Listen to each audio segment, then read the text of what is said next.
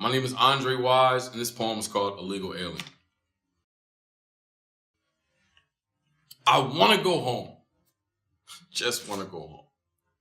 See, I was born here in America, but was back home in Africa where I was introduced to my throne. Learned to stand up straight and speak with the tone of a king, but most importantly, that's why the royalty I saw was the same tone as me. Now don't get it twisted, because I'm still deemed the king through lineage, but here in America, young black men have become so far removed from royalty that they scalp it when they try to put a crown on.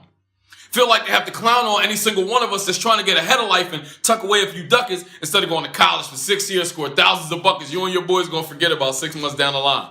Get mad at young men like me because we spend a lot of time with the same woman building a relationship instead of trying to dip on every situationship that ends up involving some emotion.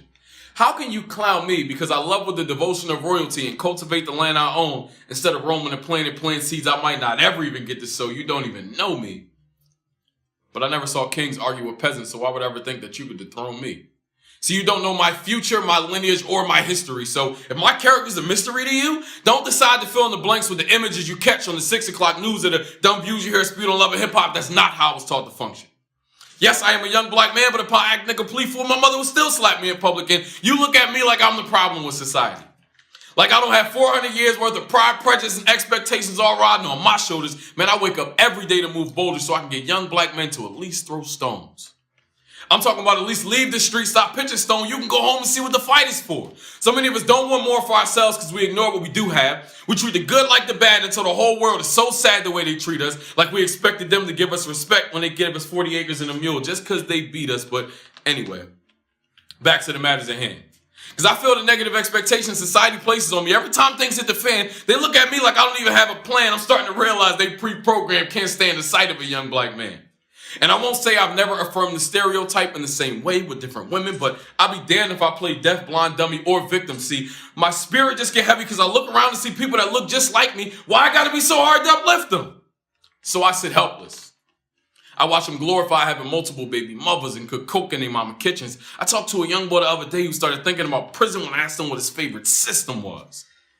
And I'm thinking it's supposed to be an Xbox One because he can talk to that and it'll follow his direction. And maybe that'll be the inception of a great man's mindset for him. See, the world doesn't tell young black men we can be great. That's why we wear those Dre beats so goddamn loud. Because maybe if we can drown out the sound of everybody telling us fairy's our only option, then I'll be able to fathom a world where these words actually hold weight. My fate won't lie behind bars. Me and my peers won't ever be scared of stars because we're all going to sleep on clouds.